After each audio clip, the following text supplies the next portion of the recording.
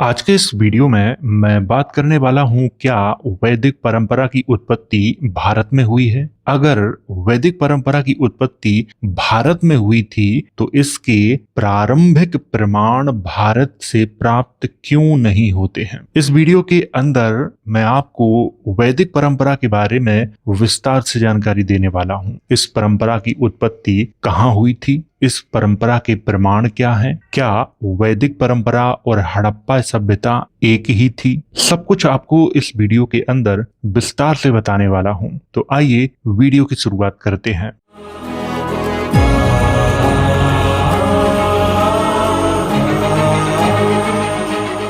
Video के अंदर मैं आपको जो जानकारी दे रहा हूं वो जानकारी मैंने कहां से ली है, सबसे पहले उस पर बात करते हैं। ऋग्वेद, इससे मैंने थोड़ी सी जानकारी ली है।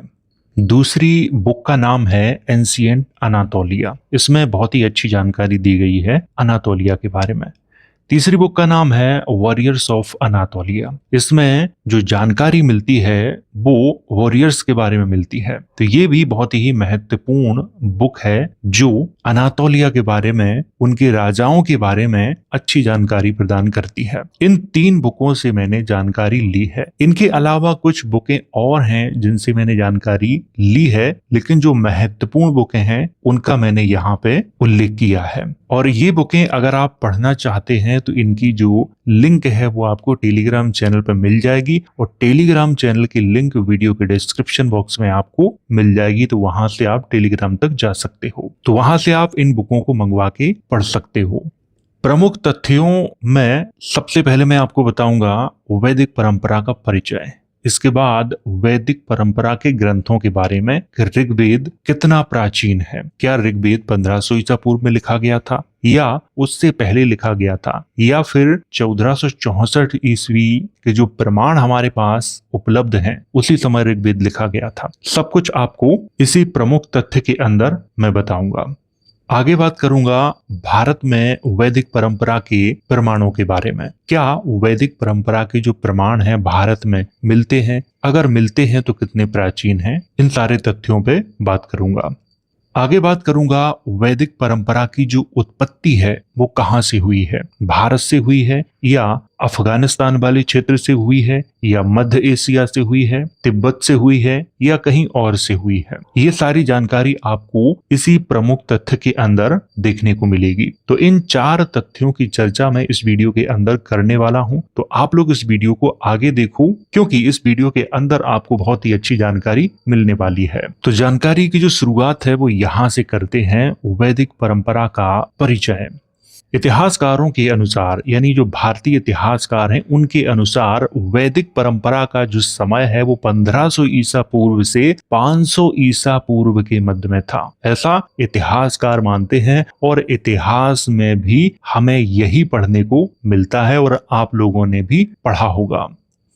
भारतीय इतिहासकार मानते हैं कि वैदिक परंपरा के ग्रंथों की रचना 1000 ईसा पूर्व के आसपास हुई थी, परंतु वैदिक परंपरा के जो धार्मिक विद्वान हैं उनके अनुसार वेद अपौरुषीय हैं, इसीलिए उनकी रचना नहीं हुई है। वेद स्वयं ईश्वर के द्वारा प्रदत्त किए गए हैं, ऐसा कौन मानता है? जो धार्मिक लोग हैं वो ऐसा मानते हैं, जबकि इतिहासकार मानते हैं कि 1000 ईसा पूर्व के आसपास इनकी रचना हुई थी।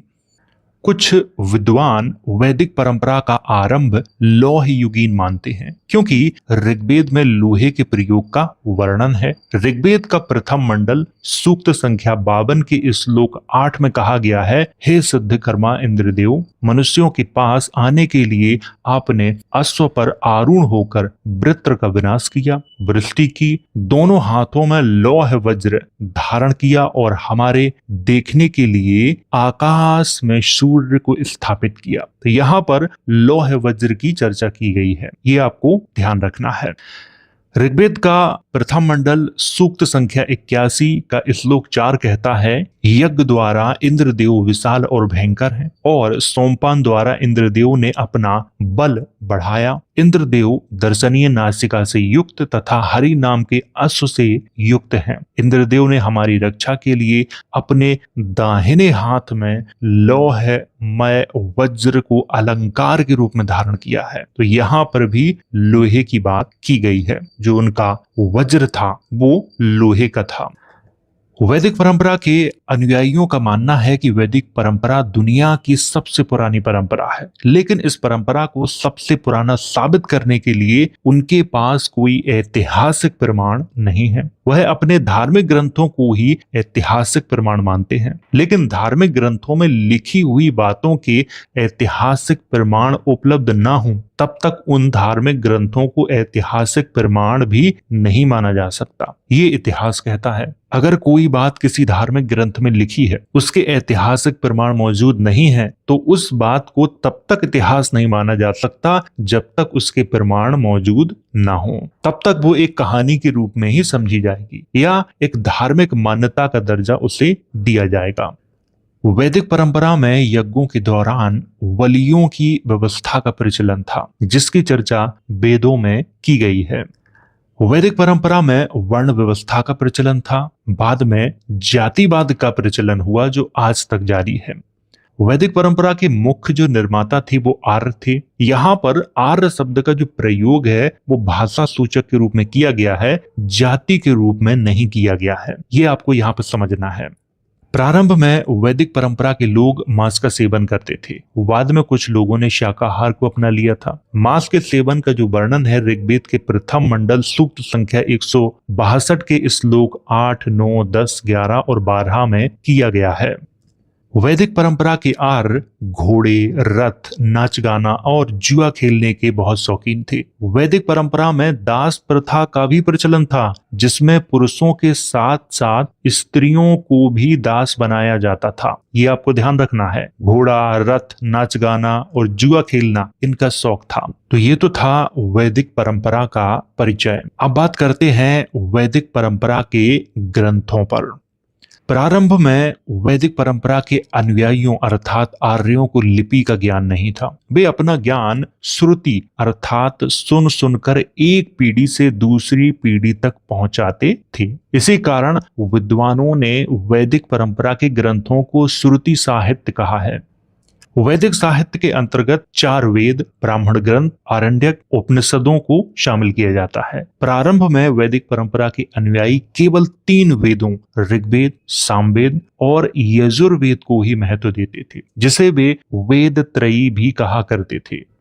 वैदिक परंपरा में ऋग्वेद को सबसे प्राचीन ग्रंथ माना जाता है, जिसका वास्तविक नाम था शाओ। ये आपको ध्यान रखना है। ऋग्वेद में इंद्र, अग्नि, मित्र, वरुण, नाशत्य जैसे देवताओं की चर्चा की गई है, जो 1500 ईसा पूर्व से पहले के देवता या राजा थे। अब मैंने ये बात क्यों कही कि मित्र, अग्नि, वरुण, नाशत्य ये 1500 ईसा पूर्व से पहले के देवता थे या राजा थे, इसके बारे में मैं आगे बात करूंगा, तब आपको अच्छे से समझा दूंगा। भारतीय इतिहासकारों का मानना है कि ऋग्वेद की रचना 1500 ईसा पूर्व में की गई थी। कौन सी लिपि और कौन सी भाषा में की गई थी, इसके प्रमाण भारतीय इतिहासकार प्रस्तुत नहीं करते हैं। इतिहासकार कहते हैं 1000 ईसा पूर्व में कुछ ग्रंथों की रचना की गई थी, लेकिन कौन सी लिपि और कौन सी भाषा में की गई थी इसके बारे में वो चर्चा नहीं करते हैं। इसके जगह है वो संस्कृत भाषा का प्रयोग कभी कभी करते हैं, लेकिन वहां पे लिपि का उल्लेख नहीं करते। इस बात को भी आपको ध्यान रखना है।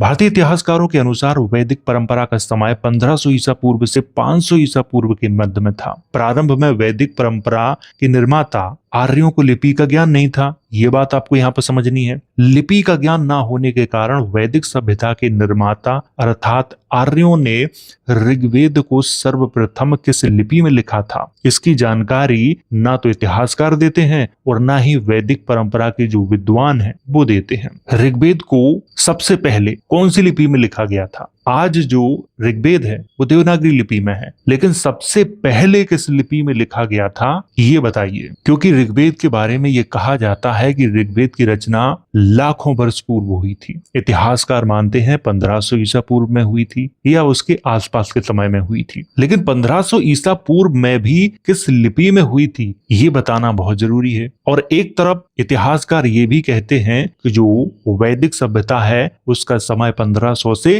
500-600 ईसा पूर्व के मध्य में था, और फिर दूसरी तरफ ये भी कहते हैं कि आर्यों को प्रारंभ में लिपि का ज्ञान नहीं था। जब उन्हें लिपि का ज्ञान नहीं था तो 1500 ईसा पूर्व में या 1000 ईसा पूर्व में उन्होंने वेद किस लिपि में लिखा, ये भी प्रश्न खड़ा हो जाता है। वर्तमान समय में जो ऋग्वेद हमारे पास उपलब्ध है उसमें संस्कृत भाषा और देवनागरी लिपि का प्रयोग किया गया है। देवनागरी लिपि 1200 ईस्वी के बाद की मानी जाती है। हालांकि आजकल कुछ विद्वान ये दावा करते हैं कि 400 ईस्वी के आसपास देवनागरी लिपि का प्रयोग भारत में किया जाता था, जबकि ये तथ्य पूरी तरह से गलत है। ये क्लेम केवल वही विद्वान कर सकता है जो अंदर से पूरी तरह से धार्मिक हो, जो अपने दिमाग का प्रयोग करना ही नहीं चाहता हो, वो विद्वान ऐसे क्लेम कर सकता है। लेकिन प्रमाणों के आधार पर देवनागरी लिपि को 12वीं शताब्दी के बाद का ही माना जाता है।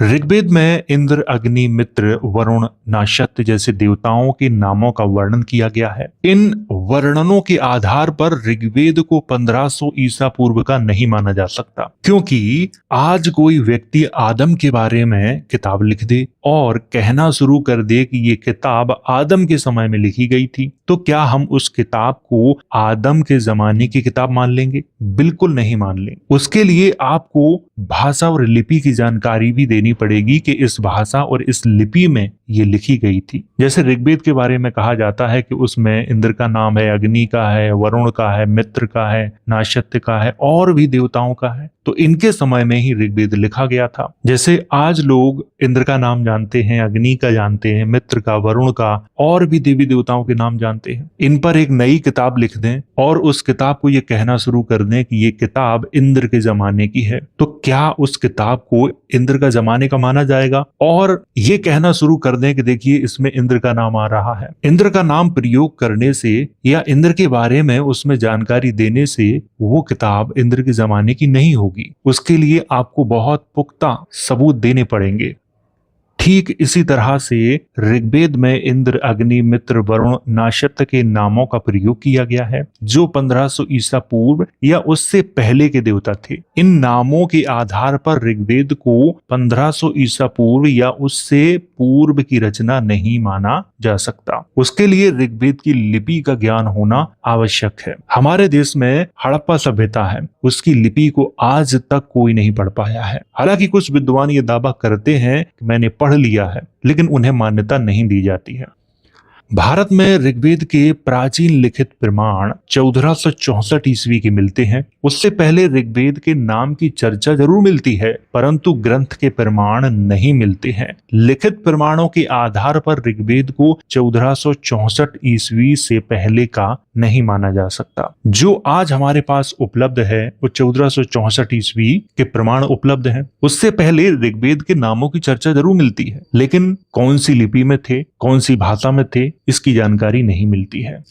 वैदिक परंपरा के ग्रंथों को श्रुति साहित्य भी कहा जाता है, जिसका अर्थ सुनकर लाया गया ज्ञान होता है। पीढ़ी दर पीढ़ी सुनकर लाए गए ज्ञान के आधार पर ऋग्वेद को 1500 ईसा पूर्व या उससे पहले का माना जा सकता है, परंतु भारत में लिखित प्रमाणों के आधार पर ऋग्वेद को 1464 ईस्वी का ही माना जाएगा। यहाँ पर आपको बहुत ध्यान से समझना है। अगर आप लिखित प्रमाणों के आधार पर ऋग्वेद का प्रमाण देंगे तो 1464 ईस्वी से पहले का आप नहीं दे पाएंगे, क्योंकि वही प्रमाण हमारे पास मौजूद है। परंतु यहाँ पर एक तथ्य है जिसकी बार बार चर्चा की जाती है कि वैदिक परंपरा के जो ग्रंथ हैं वो श्रुति साहित्य के अंतर्गत आते हैं, यानी वो ज्ञान जो एक पीढ़ी दूसरी पीढ़ी को देती थी, फिर वो पीढ़ी अपनी आने वाली पीढ़ी को देती थी। इस तरह से वो ज्ञान आगे बढ़ता हुआ आया। वो लिखित रूप में उपलब्ध नहीं था, लिखित रूप में उसको बाद में उपलब्ध कराया गया। ऐसा तो संभव है, लेकिन लिखित रूप में जो हमारे पास प्रमाण उपलब्ध हैं वो 1464 ईस्वी के ही हैं। श्रुति अर्थात सुन सुनकर पीढ़ी दर पीढ़ी लाए गए ज्ञान की परंपरा बौद्ध धर्म और जैन धर्म में भी देखने को मिलती है। श्रुति परंपरा के अंतर्गत उच्चारण के संबंध में कई त्रुटियां भी देखने को मिलती हैं, लेकिन कई बौद्ध ग्रंथों और जैन ग्रंथों में इसकी चर्चा की गई है, इसलिए श्रुति परंपरा को नकारा नहीं जा सकता। ये बात बिल्कुल सही है कि श्रुति परंपरा के अंतर्गत जो उच्चारण है वो कभी कभी गलत हो जाता है, लेकिन पुराने जमाने में किताबें नहीं हुआ करती थी। श्रुति परंपरा के अंतर्गत ही ज्ञान को लाया जाता था, लेकिन इतने सारे ग्रंथों को लाना पॉसिबल नहीं है। यहाँ पर एक प्रश्न उठता है कि वेद 4 हैं, फिर इसके बाद अन्य तमाम ग्रंथ आते हैं, तो कोई भी विद्वान इतने सारे ग्रंथों को पढ़ के एक साथ नहीं ला सकता। यहाँ पर आपको समझने की जरूरत है। ऋग्वेद में जो जानकारी मिलती है वो पूरी जानकारी 1500 ईसा पूर्व या उसके आसपास की नहीं है। कुछ एक जानकारी है, कुछ जानकारी फर्स्ट सेकंड ईस्वी की है, कुछ तो 7वीं 8वीं सदी की भी मिलती है, कुछ 12वीं 13वीं सदी की भी मिलती है। ये भी आपको ध्यान रखना है। बहुत प्राचीन समय में जो सन्यासी लोग होते थे वो गीतों के माध्यम से श्लोकों को याद करते थे, और आजकल लोगों ने उन्हीं गीतों को बढ़ा चढ़ाकर लोगों के सामने प्रस्तुत कर दिया है। उन गीतों में कुछ अपने भी उन्होंने विचार प्रस्तुत कर दिए हैं। इस बात को भी समझना है। श्रुति जो परंपरा है वो बौद्ध धर्म और जैन धर्म में भी देखने को मिलती है। अगर श्रुति परंपरा को नकारा जाए तो सभी धर्मों से नकारना पड़ेगा। ये बात अच्छे से जानते हैं कि भारत में कागज का प्रयोग कब हुआ और लिखने की जो परंपरा है वो कब से प्रारंभ हुई, ये हम सब लोग जानते हैं। ये परंपरा ज्यादा पुरानी नहीं है। तो ऋग्वेद का जो लिखित भारत में प्रमाण उपलब्ध है वो 1464 ईस्वी का है। तो ऋग्वेद को प्रमाणों के आधार पर देखा जाए तो 1464 ईस्वी का हमारे पास उपलब्ध है, उससे पहले का उपलब्ध नहीं है। श्रुति परंपरा के अंतर्गत इसको शामिल किया जाए तो ये 1500 ईसा पूर्व का हो सकता है, क्योंकि श्रुति परंपरा में लिखने की आवश्यकता नहीं होती है। और ऋग्वेद में जिन देवताओं की चर्चा की गई है वो 1500 ईसा पूर्व या उससे पहले के देवता या राजा थे, लेकिन भारत के नहीं थे। ये भी आपको ध्यान रखना है। आगे मैं इसकी चर्चा करने वाला हूं, तो उम्मीद है आपको ये चीज यहाँ पे समझ में आ गई होगी, क्योंकि ऋग्वेद के संबंध में कई बार आप लोग प्रश्न पूछ चुके हैं कि सर ऋग्वेद कब लिखा गया था। लिखा तो बहुत बाद में गया था, उससे पहले श्रुति परंपरा के साथ संभवतः इसको लाया गया होगा। मैं यहाँ पे संभवतः इसलिए लगा रहा हूं क्योंकि 1464 ईस्वी से पहले ऋग्वेद के नामों का कई जगहों पर उल्लेख मिलता है, तो इसलिए उनको नकारा नहीं जा सकता है। तो उम्मीद है आपको ये चीज समझ में आई होगी। अब बात करते हैं भारत में वैदिक परंपरा के प्रमाणों पर। क्या भारत में वैदिक परंपरा के प्रमाण मिलते हैं? वैदिक परंपरा का समय 1500 से 500 ईसा पूर्व के मध्य में इतिहासकारों के द्वारा ये निर्धारित किया गया है, लेकिन इस अवधि के दौरान भारत में वैदिक परंपरा से संबंधित कोई भी अभिलेख, ग्रंथ, देवता की मूर्ति, राजा के सिक्के या मंदिरों के अवशेष प्राप्त नहीं हुए हैं। 1500 से 500 ईसा पूर्व के मध्य में वैदिक परंपरा से संबंधित किसी भी राजा का अभिलेख कहीं प्राप्त हुआ है? नहीं हुआ है। किसी देवता की कोई मूर्ति प्राप्त हुई है? नहीं हुई है। किसी राजा के कोई सिक्के प्राप्त हुए हैं 1000 ईसा पूर्व के या 1500 ईसा पूर्व के भारत से? नहीं हुए हैं। कुछ इतिहासकार वैदिक परंपरा को हड़प्पा सभ्यता से जोड़ने का प्रयास करते हैं, और वो इसलिए करते हैं क्योंकि 1500 से 500 ईसा पूर्व के मध्य में कोई प्रमाण तो मिलते नहीं है, उससे पूर्व मिलते हैं जो हड़प्पा सभ्यता के हैं। इसीलिए वो हड़प्पा सभ्यता से वैदिक परंपरा को जोड़ने का प्रयास करते हैं। उसके लिए वो तर्क देते हैं कि एक देवता की जो सील है वो हड़प्पा सभ्यता से प्राप्त हुई थी, जो आप सामने फोटो देख रहे हैं ये वाली, इसे पशुपतिनाथ कहा है। हड़प्पा सभ्यता से जो सील प्राप्त हुई थी उसमें एक देवता की आकृति है, जिसके पीछे कुछ जानवरों की आकृतियां बनी हुई हैं। इन्हीं आकृतियों के आधार पर विद्वानों ने उस देवता को पशुपतिनाथ नाम दिया है, जो एक औपचारिक नाम है। इसी औपचारिक नाम को कुछ लोग वास्तविक नाम समझते हैं। इस देवता के ऊपर कुछ अक्षर लिखे हुए हैं, लेकिन आज तक उनको किसी ने पढ़ नहीं पाया है। तो ये क्लेम करना कि हड़प्पा सभ्यता में जो देवता है वो पशुपतिनाथ है, ये बात बिल्कुल फिट नहीं बैठती है। वैदिक परंपरा में पितृसत्ता अर्थात पिता की सत्ता को महत्व दिया जाता था, जबकि हड़प्पा सभ्यता में मातृसत्ता अर्थात माता की सत्ता को महत्व दिया जाता था। समण परंपरा में भी माता की सत्ता को ही महत्व दिया जाता था। ये भी आपको ध्यान रखना है। वैदिक परंपरा में ग्रामीण व्यवस्था का प्रचलन था, जबकि हड़प्पा सभ्यता में शहरी व्यवस्था का प्रचलन था। वैदिक परंपरा के निर्माता अर्थात आर्यों को प्रारंभ में लिपि का ज्ञान नहीं था, जबकि हड़प्पा के लोगों को लिपि का ज्ञान था। हालांकि उस लिपि को अब तक कोई पढ़ नहीं पाया है, लेकिन उन्हें लिपि का ज्ञान था। वैदिक परंपरा के लोग यज्ञ का आयोजन करते थे, जबकि हड़प्पा सभ्यता में यज्ञ करने की कोई व्यवस्था का प्रमाण स्पष्ट रूप से अब तक प्राप्त नहीं हुआ है। हालांकि कुछ इतिहासकारों ने यह दावा किया है कि यहाँ पर अग्निकुंड थे, लेकिन वो अग्निकुंड यज्ञ करने के लिए थे, इस बात की कोई भी पुष्टि नहीं कर सकता। इन सारी असमानताओं को देखते हुए वैदिक सभ्यता का संबंध किसी भी रूप से हड़प्पा सभ्यता से दिखाई नहीं देता है। और जो विद्वान या इतिहासकार वैदिक सभ्यता को हड़प्पा सभ्यता से जोड़ने का प्रयास करते हैं, वो केवल इसलिए करते हैं ताकि वैदिक सभ्यता को हड़प्पा सभ्यता के समकालीन दिखाया जा सके या उससे प्राचीन दिखाया जा सके, क्योंकि 1500 से 500 ईसा पूर्व के मध्य में कोई भी प्रमाण मिलते नहीं है, इसीलिए ऐसा किया जाता है। अब बात करते हैं वैदिक सभ्यता की उत्पत्ति के बारे में। वैदिक सभ्यता की उत्पत्ति के संबंध में स्वामी दयानंद सरस्वती ने अपने सत्यार्थ प्रकाश नाम के ग्रंथ में लिखा है, आर्य अर्थात वैदिक सभ्यता के जो निर्माता थे वो तिब्बत क्षेत्र के मूल निवासी थे। अर्थात उनके अनुसार वैदिक परंपरा की जो उत्पत्ति है वो तिब्बत में हुई थी, लेकिन दूसरे विद्वान इस तथ्य को नकार देते हैं।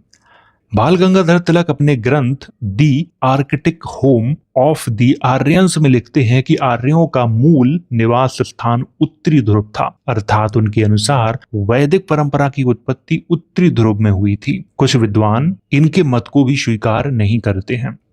मैक्स मूलर के अनुसार वैदिक परंपरा की जो उत्पत्ति है वो मध्य एशिया में हुई थी, वहां से ही उनका आगमन भारत में हुआ था।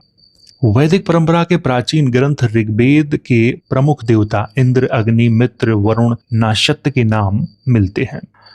एशिया माइनर आधुनिक तुर्की में स्थित बोगाज कोई से 1400 ईसा पूर्व का एक अभिलेख प्राप्त हुआ था, जिसमें कुछ देवताओं के नामों की चर्चा की गई है, जैसे आ रू ना। ये जो लिखा हुआ है सेम ऐसा ही इंस्क्रिप्शन में लिखा हुआ है, आपको ये चीज ध्यान रखनी है। उ रू वा और ना अर्थात उरुबाना, इसको भारतीय जो इतिहासकार हैं वरुण लिखते हैं, जबकि स्पष्ट रूप से नाम वरुण उस अभिलेख में नहीं लिखा हुआ है। अगला जो नाम है वो मी इत रा अर्थात मित्रा, इसको इतिहासकार लिखते हैं, भारतीय इतिहासकारों की बात कर रहा हूं, वो मित्र लिखते हैं। अगला नाम है इन तर और इन डा और रा अर्थात इंडारा, इसको भारतीय इतिहासकार इंद्र कहते हैं। अगला नाम है ना सा ती या अन ना अर्थात नासातिया अन्ना, इसको भारतीय इतिहासकार लिखते हैं नाशत्य।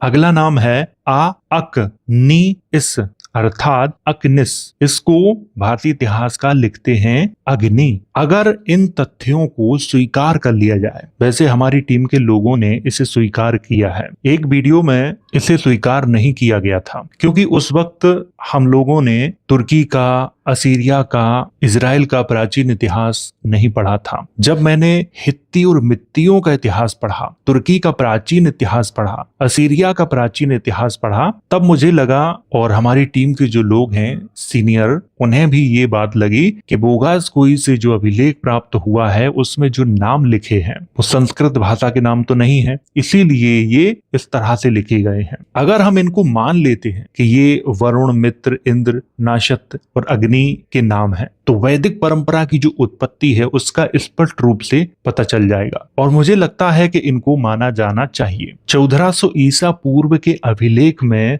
वरुण, मित्र, इंद्र, नाशत और अग्नि के नामों का प्रयोग किया गया है, तो ये बात निश्चित है कि उससे पहले ही इनका समय रहा होगा 1500 ईसा पूर्व में, 1600 या 2000 या 2500 ईसा पूर्व में, तभी तो इनके नामों का प्रयोग किया गया है। इसीलिए मैंने पीछे कहा था कि ऋग्वेद में जिन देवताओं की चर्चा है वो 1500 1500 ईसा पूर्व या उससे पूर्व के देवी देवता या राजा थे। इसीलिए मैंने कहा था, और मुझे लगता है कि इस तथ्य को स्वीकार करना चाहिए सभी को कि ये वरुण, मित्र, इंद्र, नाशत और अग्नि देवताओं के नाम हैं, लेकिन ये संस्कृत भाषा में नहीं है, ये भी आपको ध्यान रखना है, और ना ही ये संस्कृत का कोई अभिलेख है। तो सबसे प्राचीन जो प्रमाण है इंद्र के, वरुण के, मित्र के, नाशत के और अग्नि के, वो कहां से मिलते हैं? तुर्की से मिलते हैं, 1400 ईसा पूर्व के। ये आपको ध्यान रखना है। भारत में इंद्र के प्रमाण मिलते हैं या नहीं मिलते हैं? अशोक के बाद हमारे यहाँ पे कई आक्रमणकारी आए, यवन,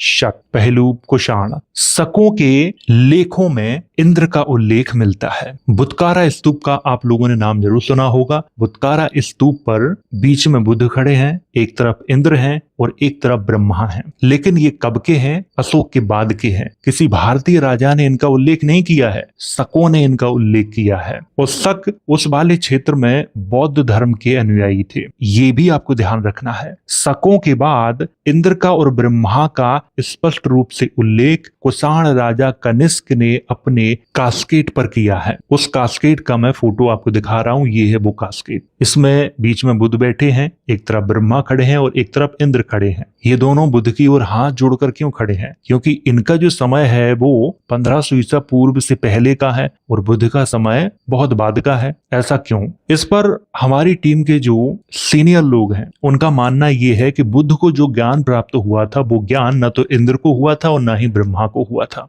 इसी कारण ये लोग बुद्ध के आगे हाथ जोड़कर खड़े हुए हैं। यहाँ जन्म से कोई लेना देना नहीं है, यहाँ पर ज्ञान का महत्व है, ये भी आपको ध्यान रखना है। सम्राट अशोक के बाद जितने भी हमारे यहाँ पे बाहर से लोग आए, इन्हीं के साथ ये देवी देवता भारत में आए। उससे पहले इन देवी देवताओं का कोई भी उल्लेख तुम्हें भारत के किसी भी कोने में नहीं मिलेगा। अगर इनके प्राचीन उल्लेख मिलेंगे तो वो जाके तुर्की, असीरिया और ग्रेटर सीरिया वाले क्षेत्र में मिलेंगे। वहां का इतिहास आप लोग पढ़ सकते हो।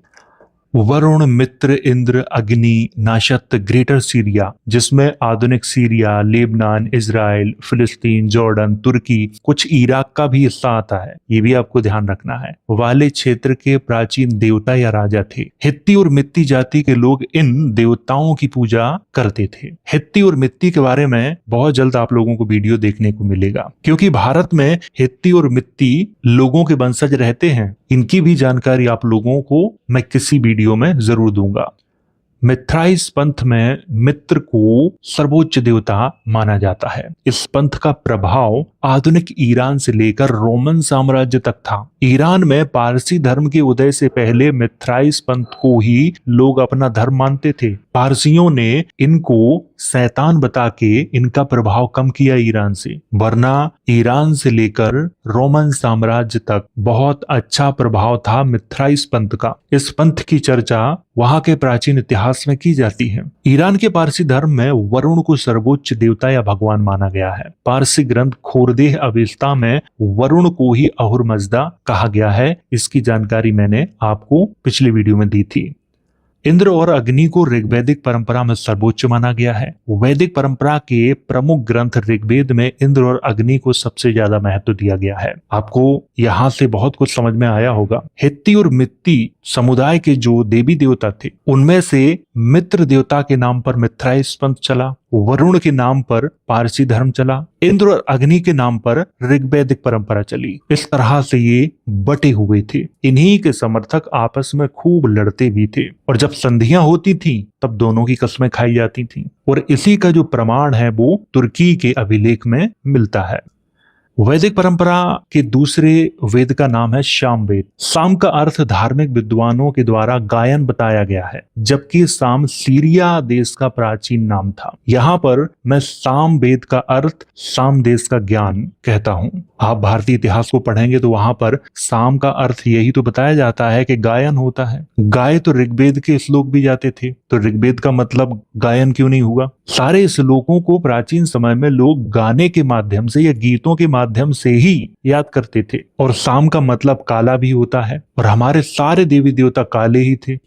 सीरिया वाले क्षेत्र में ही देवता बाल की पूजा की जाती थी, जिसका उल्लेख ऋग्वेद में किया गया है। बाल देवता का नाम आप लोगों ने जरूर सुना होगा। बाल की चर्चा इस्लाम में की जाती है, बाल की चर्चा यहूदियों में की जाती है, बाल की चर्चा ईसाइयों में की जाती है, बाल की चर्चा जैनों में की जाती है। जैनों में तो पूजा भी की जाती है बाल देवता की, और बाल देवता की चर्चा ऋग्वेद में भी की गई है। बाल देवता कहाँ का देवता था? सीरिया का।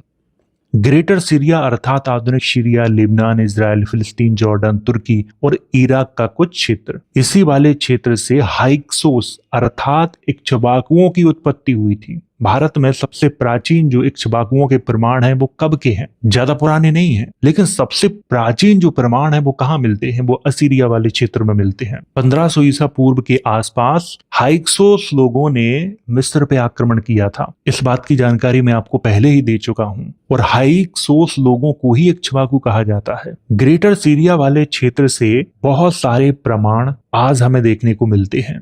सबसे प्राचीन प्रमाणों के आधार पर देखा जाए तो वैदिक परंपरा का उदय ग्रेटर सीरिया अर्थात आधुनिक सीरिया, लेबनान, इजराइल, फिलिस्तीन, जॉर्डन, तुर्की और इराक का कुछ हिस्सा वाले क्षेत्र में हुआ था, क्योंकि सीरिया की प्राचीन कथाओं में इन सभी देवताओं की चर्चा मिलती है। ओगरेट का नाम आप लोगों ने सुना होगा, नहीं सुना है तो आप गूगल पे जाके सर्च कर सकते हैं। ओगरेट की कथाओं में इन सारे देवताओं की चर्चा की गई है, बाल की चर्चा की गई है, हाइक्सोस जाति के कई जो देवता हैं उनकी चर्चा की गई है। अब मैं आपको मैप की सहायता से समझाता हूं ताकि ये चीज आपको अच्छे से समझ में आ जाए।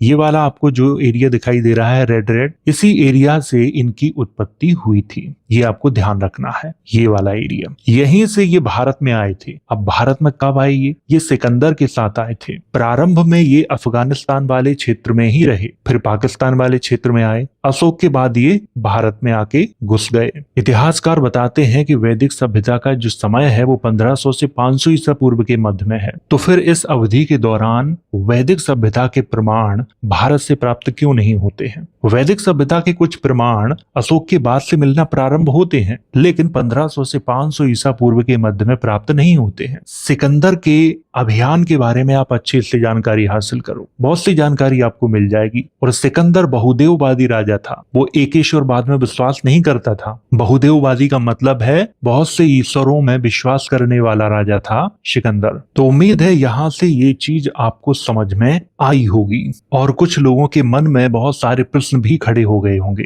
क्योंकि आज तक उन्हें जो इतिहास बताया गया है वो एक ऐसा इतिहास बताया गया है कि जिसको पढ़कर हमारे दिमाग में सिर्फ प्रश्न ही खड़े होते हैं। तो उम्मीद है ये चीज आपको समझ में आई होगी।